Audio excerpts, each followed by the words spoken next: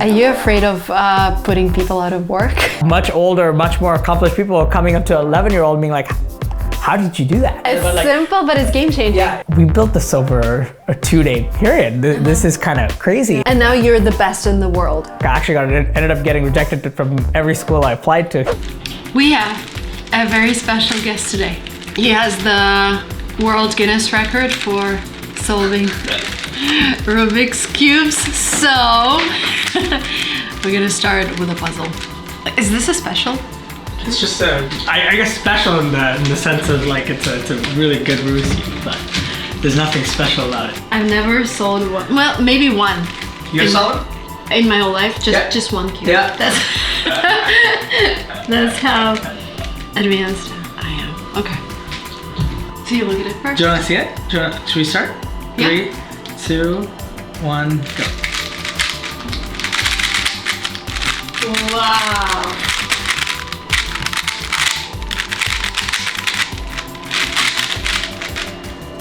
What? What? Oh my god. What? This guy failed most of his classes at high school. His family worked on a farm in India and he was destined to do the same. However, he came to the US with $0. And now he collected all of the badges in Silicon Valley that you can think of. He's a Thiel Fellow, a Y Combinator graduate, Forbes 30 under 30, and he holds the World Guinness record for solving the Rubik's Cube. Please welcome Kesava. That was crazy. Oh, thank you. How did you learn it? Yeah, when I was very young, I actually picked it up when I was like 11 years old. So I'd like learned it from a friend. I thought this was like an impossible like puzzle to solve, right? And so for the longest time, I assumed this was like something that people just can't actually do. When I saw one of my friends who was right next to me who like solved it, and I picked it up from him, and that's how it kind of the love for it started. But and so you started at 11 and like every day? How? Yeah, and so basically, like, I mean, I picked it up initially. It took maybe like a couple of weeks to learn. And then over the next like 7 years, I kind of, what you would call like kind of going pro in a sport. That's kind of what I did in the Rubik's Cube world. So there are all these like competitions and all of these things, and I got just kind of really sucked into it. And yeah, I mean, it was like maybe 4 or 5 hours a day for like 7 years of my life. Wow. So. And now you're the best in the world, right? The world record that I broke was like 7 years ago in 2015. I broke the world record for the most number of Rubik's Cubes solved in 1 hour. 290, right? 290 is the official number. What's your number? So, what's funny is it's still standing. So in that category, I'm still currently the best in the world. But I haven't like professionally solved, I guess, in like years now. So you haven't attended any competition? And my last competition probably was like in 2019, I think. But I'm sure your friends ask you to do this all the time. Yeah, it's so funny. It's like, I don't know how it's so funny. It like still influences my life in many ways. Yeah. That is so cool. Yeah. And this is what brought you to the US, right? This is how you were able to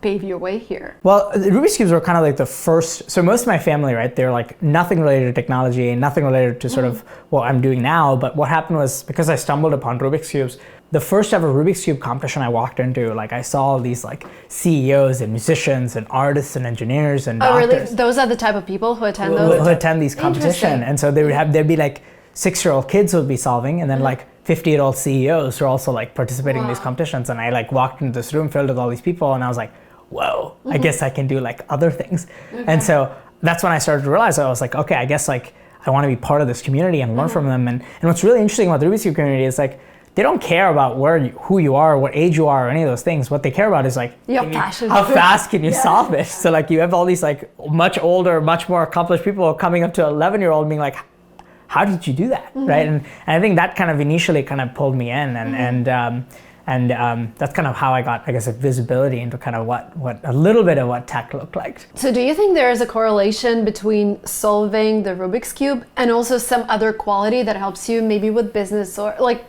do you see something similar among people who attend those competitions? That's a great question. I think with Rubik's Cubes, right, a lot of it is like, in the end of the day, you're spending like hours like trying to find the most efficient kind of path to a solution at the end of the day, which is like a solved Rubik's Cube. If you look at the company I'm running today, it was very, very similar, especially it's just in an enterprise, like large organizational like context, right? And I think what's funny is like in the end of the day, you're spending like hours and hours like trying to figure out what that efficient number looks like. And that's what a lot of people in business are trying to do in various sets of problems. Interesting. So. This is a good indicator for VCs. Ask how long it takes you to solve a Rubik's Cube. Yeah. Do you want some tea? Yeah, that would be great. Okay, perfect. So tell me how long have you been in the US? So I came here April 24th, 2019. 2019. So it's and we met just hitting 2021. Right? Yeah, 2021. I think we ran into each other. Such a funny story. I was sitting, I think Lily, my second child, was maybe like a month old. Yeah. And I was sitting in Palo Alto in one of the restaurants, and Kesava just walks and says like, hey, I saw you on YouTube. Yeah. And this is how we met. We connected on LinkedIn. And then I really wanted to interview him because I think your story is just incredible. Oh, thank you. Thank you. So, 4 years in the US, how has your life been? Because you started with almost zero money, right? Yeah. Coming out to Silicon Valley was just like a life-changing. Is this where you first arrived? Yeah, to Palo Alto actually, so very close. Yeah, they're not like the best place if you have no money. Yeah, the thing was, the interesting part was like, I came out here, like, I lived in what you'd call like a hacker house, right? I sort of came out here because like initially my plan was to be here for like a month basically. And then I'd like committed to going to like, I was planning to go to college in the fall. And that first... back to India, right? No, so this was like, I'd applied to a bunch of schools in America. I actually ended up getting rejected from every school I applied to here. And so ended up kind of like, I had like one of these other options in somewhere in Europe. And that was kind of the plan to go to school. And I'd gotten enough opportunity because partly Rubik's Cube, partly some of the other things I did to get to go, and that was kind of what I'd committed to going. And so I was like, okay, let's just kind of hang out here for a month and then go back to India and apply for my visa and go to this college. What was really funny was, and I ended up kind of in the first month meeting all these founders and hackers and some incredible people. And back then I didn't have like a work visa or anything, so I couldn't get a job. And so I ended up just kind of like, meeting all these phenomenal groups of people, and I was like, okay, I have to like figure out a way to be here. Yeah. And that's kind of how it all started. I think it starts like that for a lot of immigrants. Yeah. People come here, they fall in love. For some reason, the colors are brighter and the life is different. You're like, I need to stay here. It's happened to us. Same story. Exactly. So how did you end up staying? Yeah, so basically, after that first month, I like made a decision. Okay, I was like, I'm not gonna go to college. Clearly there are people here who can like build a real life here and like build something, from the ground up. That American dream was like presented in a way that felt like it was very achievable and very doable. And so I came out here and I was like, okay, let's like figure out what the most optimal way to do this, and kind of figured out these things called hackathons. And these hackathons are really interesting because like they're organized by these like very large organizations. These are like, very large multi-billion-dollar companies like Twitter and Twilio, and all these companies do these like 2-day events where you can like go out there, and if you build the best product. And you code, right? Yeah, and so you build the best product over those like, 48 hours. You'd be able to basically, win up to like $5,000 basically as a team. And so ended up building a bunch of these products with a group of people over like the next 6 months through these hackathons. Ended up just like mostly winning almost every hackathon we went to. Interesting. In some interview you said that back in India you weren't like the best student at school.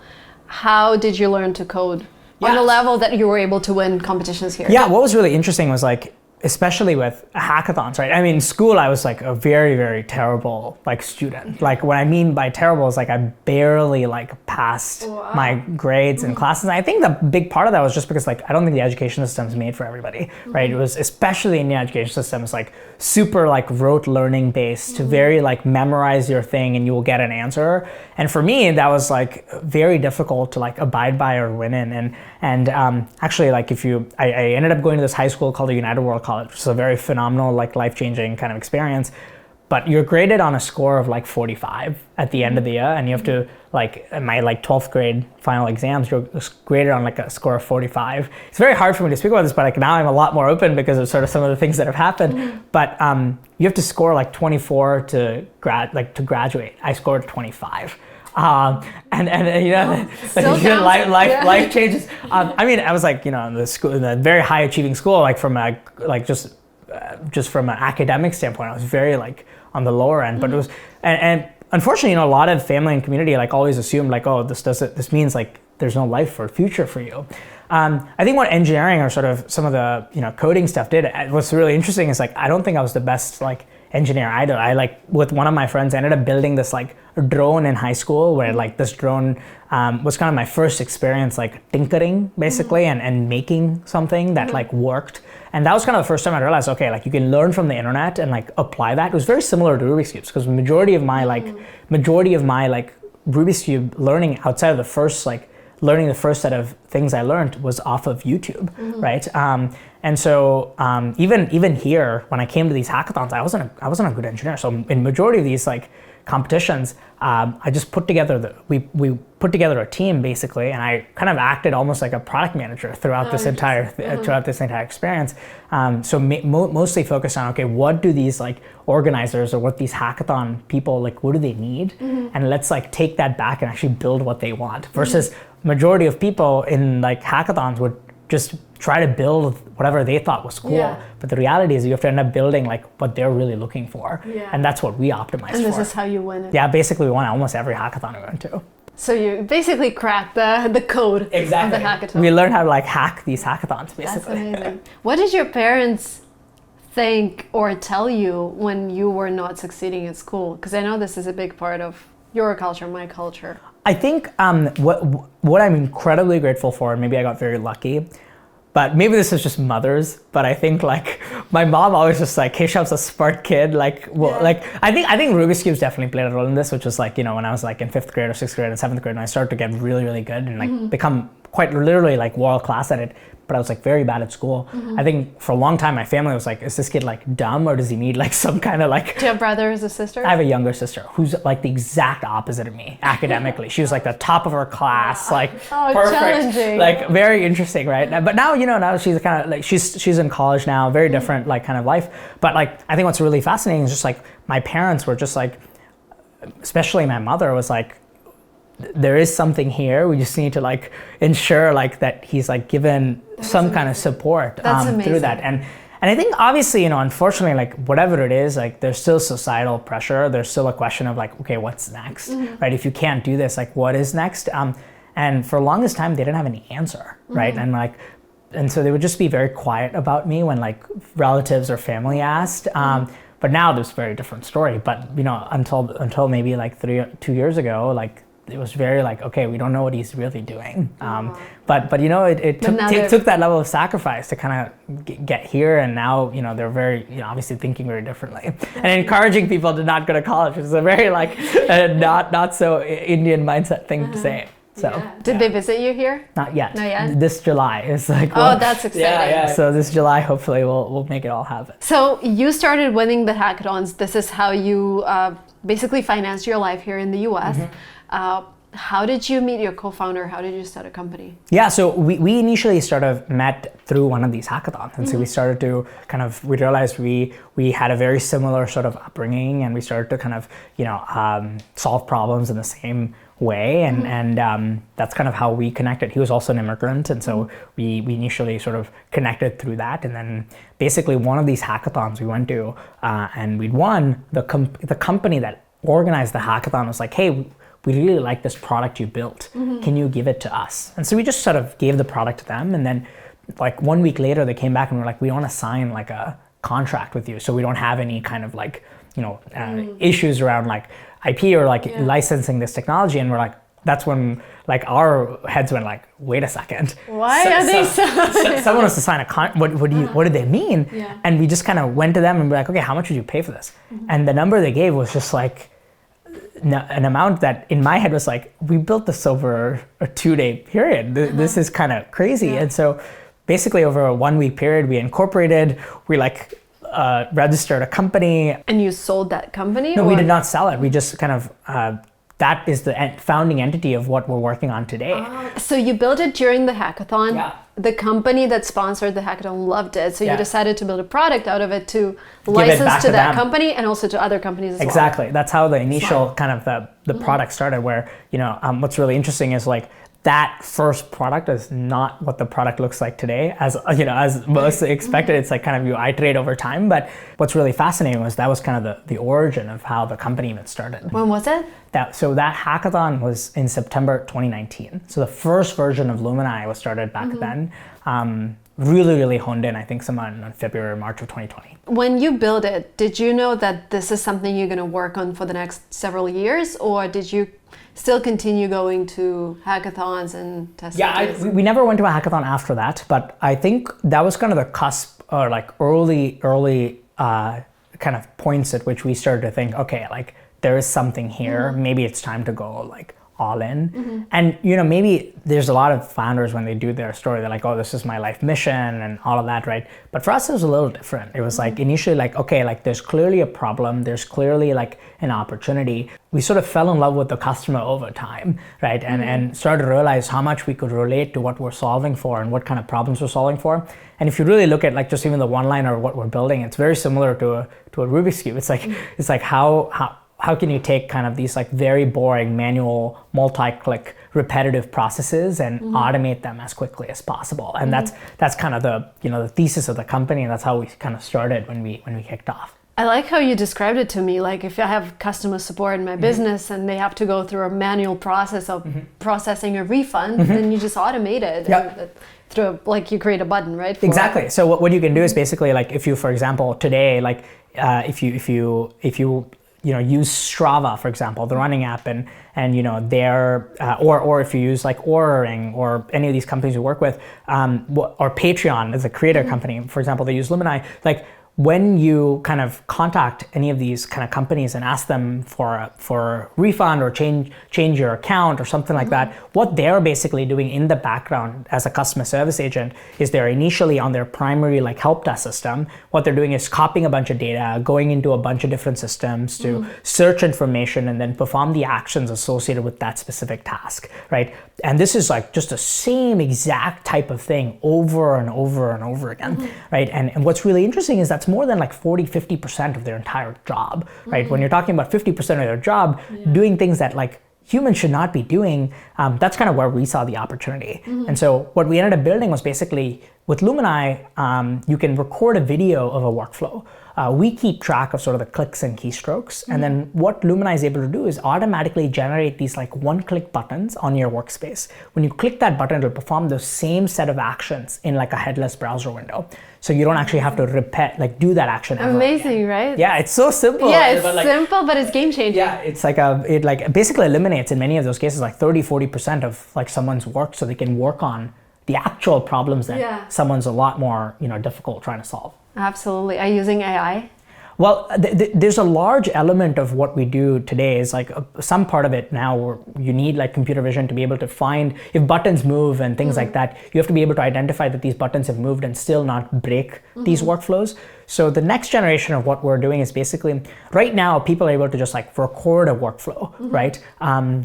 What we're actually working on is the way that Luminai is implemented, you can actually just keep track of what people are doing. So it's almost... So you can analyze repetitive actions and suggest... And suggest. So the next time you're about to click a button, what Luminai will be able to do, it'll interject and be like, hey, it looks like you're going to do this. Do you want me to do this for you? And you click it and you say, it'll be like, yes. And so the next time, that action never has to be done because we're able to understand when this is going to happen and then be able to automate that away. So that's where some of the AI stuff comes in. Are you afraid of putting people out of work? Yeah, this is a great question. So this is something like we think about a lot, right? I think like what's really interesting is what we're doing is actually augmenting someone, right? So instead of them, like especially as companies go through hyperscale, right? Some of these teams, right, overnight go from like 10 people on the support team to hundreds, sometimes thousands of people. Like Robinhood is known for the story where like they had like 250 agents or something at one point, and then suddenly there was some press release or something went viral on TikTok, and over the next like 6 months, they became 3,000 people, right?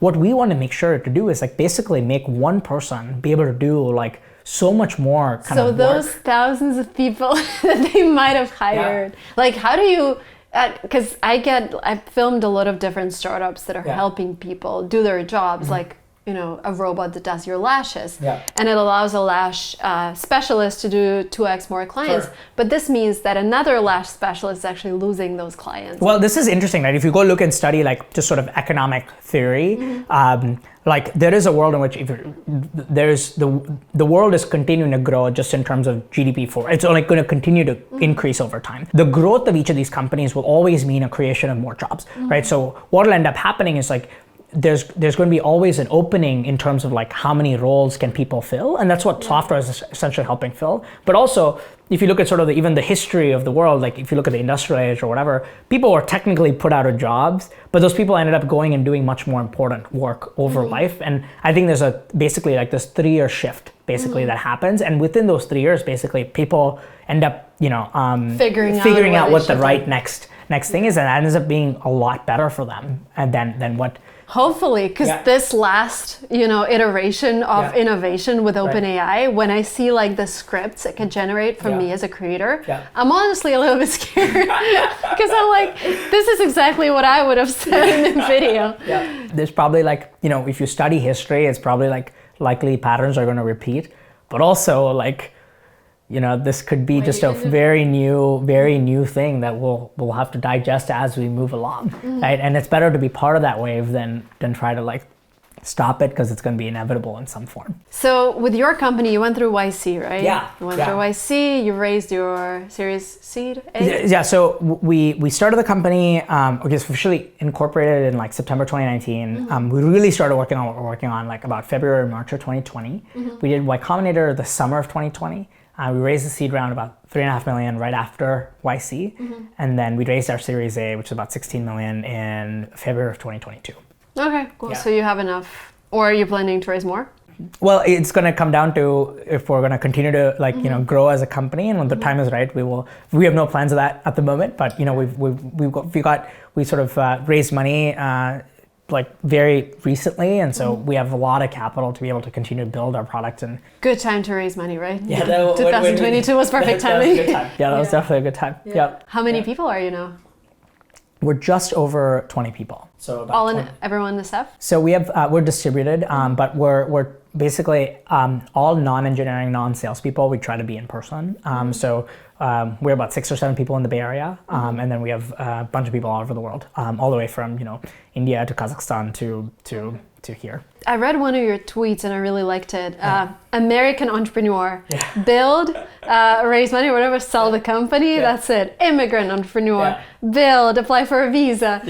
How has it been for you with the visas, with everything? Yeah, I mean, it's been truly one of the most like challenging experiences to get started, but I would say like the community is very, very supportive. So there's like almost like a playbook at this point if you're a founder. Like I think you were also on the same path when you came out here. Exactly. So I got the O1 when just right after Y Combinator basically, and that's been very. Was your lawyer Peter Roberts? No, that's the general like Y Combinator lawyer. I had raised money from this fund called Unshackled, which helps do like. Like part of the investment, they also help you get your O1 and EB1 and whatever. And so that was kind of the path, but it took about a year to kind of get to that point where you could even technically when you spend apply. Like 30% of your time on paperwork. Right? Yeah, exactly. Totally. I'm like in my head, I'm like, aren't you kind of like rinsing and repeating the same thing? And they're like, no. And then I like looked at like some other, my partner is also on an O1, and I asked her, like, I looked at her app and I looked at my app, and it's like, very similar, like in the end of the day, like I'm like, why is this taking like months to put together? And then like the good thing was like, this is what people find surprising. Once I submitted the application, right, I didn't do premium processing or anything, but I got a response in like 5 days. Oh, that's perfect. Yeah, they've been super generous, I think now, with just sort of like the want for more entrepreneurs. And there's just like big story of like, the brain drain of the US, like people leaving America because of immigration, that I think they're being a little more flexible and open. Hopefully. At least on the entrepreneurship world. So you got the O1. Are you going to apply for the EB1? I'm currently going through that process. Oh, okay. We'll see how that all turns out. But, fingers crossed. Yeah, fingers exactly. crossed. How do you like life here? Do you see yourself living in San Francisco, or do you feel like this is just a part of your journey and you would go somewhere else? I think, I don't know if San Francisco is the place I will live in forever, but I think the Bay Area is probably where I will spend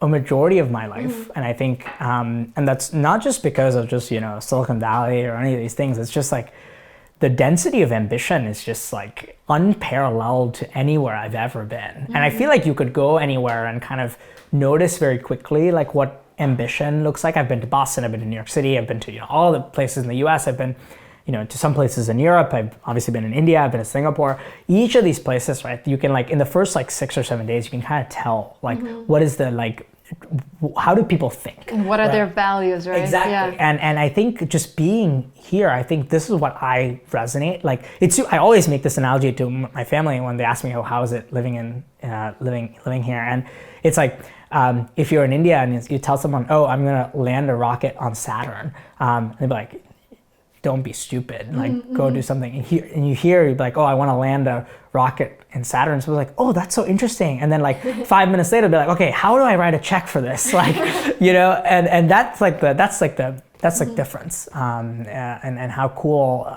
sort of people's like thinking and want to do something really big is. Who are the most incredible people you've met here?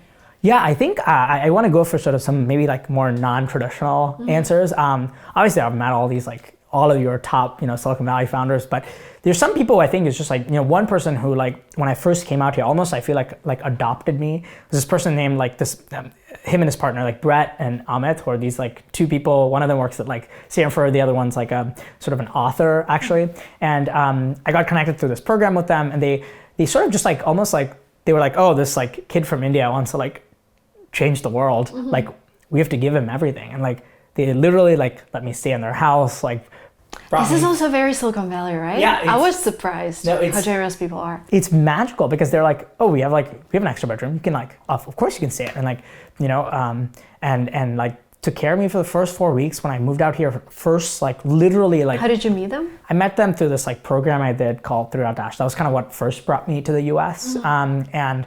And they literally like adopted me and sort of showed me the world in some ways, and I knew they always had my like back in a way that was like, especially when things were really tough in like mid 2019 when I like, especially when these hackathon things were very, very tight and living like literally like month to month in some ways.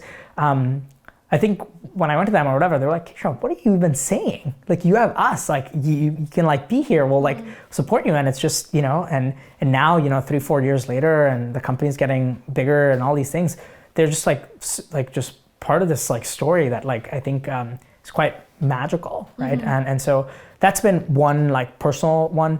The person who led my seed round was this woman named Katie Stanton. She was the VP of media at Twitter. She was on the time of board, and she was the CMO of this company called Color Genomics. Like very phenomenal person, but very new venture capitalist. Luminai was the first ever round she'd ever led before. And when you're talking about generosity, that's like what I mean. Like, and she's like, the way I like to be, if you look at my like leadership style or whatever, you ask my team like what is Keshav like, they say Keshav's like incredibly like demanding but very supportive. Like knowing when to be empathetic is one of the most like important characteristics of like a manager or a leader, and I think she's the one who taught me how to do that.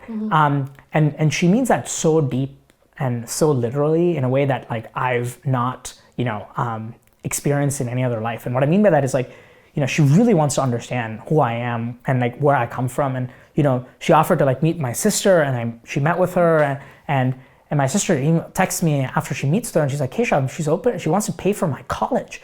And I was like, who would that's like beyond like, any kind of transactional, right? Yeah. The thing is like, she's like already made her like, maybe she wouldn't agree, but I feel like in some ways, like she already made her like, stance in Silicon Valley. And now, so she's doing it for the impact, for the true like legacy that she wants to leave behind. And I think those are the people that you end up seeing, the ones who end up like doing very, very big things. And you still live in a hacker house, or? No, so I've recently moved in with my partner. So that's like, yeah. So I don't live in a hacker house anymore, but I did live in one for the first 3.5 years, basically, until 6 months ago. How does this transition feel? It is very different. Quieter, right? Yeah, it's way quieter, right? Way quieter. And I think what's interesting is like, there are good and bad things for both, right? I think the good part about like living in a hacker house is like, this is a fun fact, but I think maybe this is our hacker house. Maybe there's others who are like that.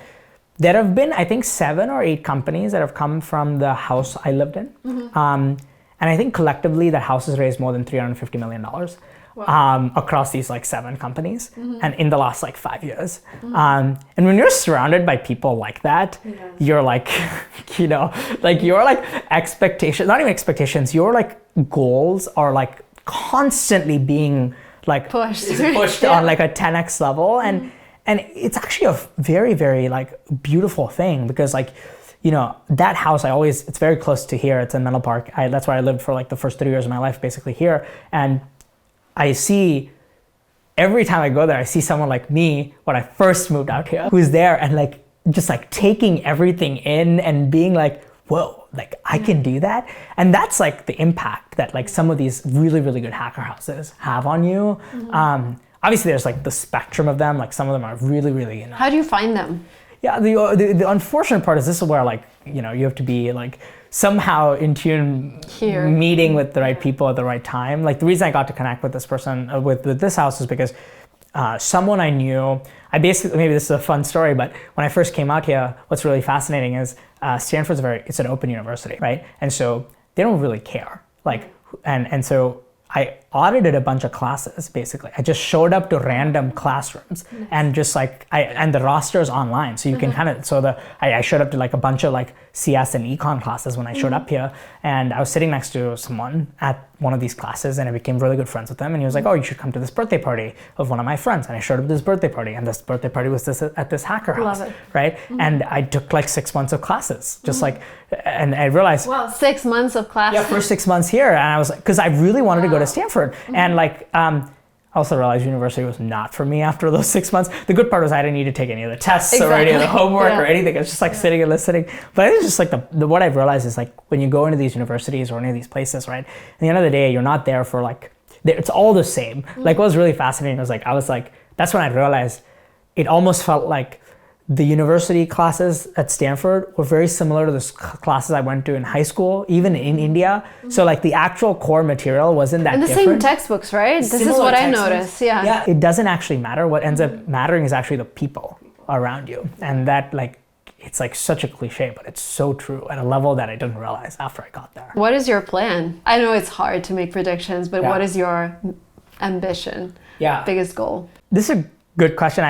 I've spent the last like many years thinking about this. I think some baseline things that I really want to ensure I do is like, you know, what living this life has given me so far is like the ability to in many ways like influence people who are similar type of backgrounds to me back in India to realize there's actually alternatives and paths outside of what they're used to. Like one thing, I recently got an opportunity to be part of is like the Teal Fellowship. And this Teal Fellowship is like, this like... It's 10 people, right? 20 people a year. 20 people? Yeah, there's been like 200 of them in the last 10 years. Like Ethereum came out of it, Figma came out of it, like a bunch of these like really, really massive companies. Did you apply or how did I applied. I applied and they had this massive, long, rigorous like interview process. And it's 100K, right? It's $100,000, $100,000 over like 2 years. Does it go into your company or? It's a grant, so there's no equity. It's just kind of like technically personal capital, but I think what's really interesting is just like being part of that kind of group kind of helps you in many ways. Like even in some ways like puts that stamp to kind of like to make you realize. Do you meet regularly? How does it work? Yeah, I think they're doing like monthly dinners. I just started, so I don't know yet, but they do a retreat every year and like with Peter Thiel. With everyone. Yeah, and Thiel and then they have like a monthly kind of like dinner series or something. That is so interesting. And so, have you already met your cohort? I haven't met my full cohort, but I've met pockets of them here and there. And what's really interesting about the Thiel community is like this is so privileged in some ways of me to say, but like after coming to Silicon Valley, like the first 2 years, I was like, oh my God, this is incredible. My life is like, I feel like the way that my life changed was because I listened to so many different perspectives and views. But then now coming into year 3 and year 4, like I'm realizing actually a lot of Silicon Valley thinks very similarly. Like everybody is like, very similarly like politically leaning, very similarly like, what they want to do with the world and have very similar like ambitions. So you don't really get like the opposite story. You need to go to LA at least, like hear a different hear a different perspective, right? And the interesting part about the Teal Fellowship community is like you end up kind of like hanging out with people who are like incredibly like contrarian. Like they debate and talk issues in a very, very rational manner that you'd never even like think about. And like things that like truly in my view, like I would have never had the ability to have that conversation. And that's kind of like the interesting part about like something like because you learn different points of view. Yeah. Are they all entrepreneurs or? Mostly entrepreneurs. There's a set of like researchers who are generally like doing like bio research and stuff like that. So some of them get grants, but most They're of them. local? Say that again? Are they local? It's all international. So all over the world, and people. Wow. So anyone can apply. Anyone can apply from all over the world to get. Like for example, one of India's biggest entrepreneurs is this guy called Ritesh Agarwal, who's like the founder of a company called Oyo Rooms. It's like a $10 billion company in India, and he was part of the first ever Teal Fellowship cohort. So he was like, for example, like one of the like people who like showed that this is like even possible. And I think when coming back to your question, like what I think want Luminai to become is sort of, I want to come in and kind of ring the bell in sort of the New York Stock Exchange. And the reason I say that is because like a big part of like being able to do that or taking a company public, I think sets precedent for like, you know, basically for someone who came out of a small town in India and showed up here without a visa and having never gone to college and still like been able to like do something that's of that scale, I think is like so important for me to set that kind of, you know, set that, you know, that example. Wow. So. Do you ever see yourself going back? To India? Yeah. It's funny because I'm actually flying back to India on Monday. I'm going for like a 2-week type of like seeing my family, but I think it's very unlikely. I think if I get some kind of opportunity that needs me to be there, then I probably will. I'm not someone who's going to like reject that, but I think the likelihood is like very, very low, just because I think like it's even the small little things that kind of change life for you. Like it's like, you know, it's like the kinds of people you get to spend time with on a daily basis. Like India's just not there yet at this point, and I'm very excited to get it to that point. But I think what's really good about where I'm able to be is just it's very global, and you get to still impact and influence, and hopefully I get the chance to influence my country in a way that I can go back so often enough that I still have that kind of like root touch. But I think the likelihood of me like continue to live here and be here is much higher. But you never know, so we'll see. And do you view your current company as like the first step into your entrepreneurship journey, or after ringing that bell, maybe you retire and become a VC? I think venture capital is not something that I want to become, but want to do, or want to become a VC. But I think for me, what's really interesting, the long-term mission of Luminai is to make the world more efficient. Like we're starting in customer service, but you can see how that kind of directly impacts like every function of a business, right? Yeah. And if you can kind of take that and really apply it to a much more global enterprise context, it's outside of customer service. Customer service is the first vertical we're attacking. It's a very large market, but I think if we're able to make the world more efficient, I think that's a much more like lifelong kind of mission. And I don't see, and I think it like directly kind of correlates to like what I'm getting to do right now. And I think of my life in chapters, right? I think this chapter looks like another like at least decade or a little longer than that. And so I don't know is the real answer. And I really do think that I know that this is the mission I want to commit myself to for the next 10, 15 years. But if I can keep doing that for the rest of my life, I will do it. Oh, that's great. And I think it's because I'm realizing how much I enjoy doing what I do today. And unless we're unfortunately in like a weird kind of point at which the world is ending because of the climate crisis or something, then I will jump the gun. But I think it depends on whether we're at that point, and whether I need to make that shift. Cool. And probably 2 last questions. Do you think you're living your childhood dream? Or have you ever dreamed about this? No, the first time, like I always mention this story because like the first ever time I ever even learned that like company building was a thing was like when one of my Rubik's Cube friends, when I was like 13, told me to go watch The Social Network. And I watched it like 100. How old are you? How old am I right now? I'm 23. Oh. Because Social Network 13. I'm like, I watched it when I was married. Okay, cool. Wow, 23. Yeah. That's amazing. Yeah, thank you. And so what's really crazy is like, I watched it and I saw this, like, I guess a kid from his dorm room, 19 years old, like build Facebook. And the interesting part was I had touched Facebook at that point. Like I like had an account and I had like friends on Facebook. And the fact that someone of that age at that point be able to touch me was like, just blew my mind, right? And I think like, that's when the dream, I think, started to brew. I don't think I knew exactly what it would look like, but I think like that ambition, I think like started then, and I think it's like very much like alive and well. That's amazing how you almost like manifested. It's crazy. It's like I always think back, and you know the dots connect only when you look back. But that is amazing. Okay, your favorite podcast or YouTube channel, whatever you would recommend. Yeah.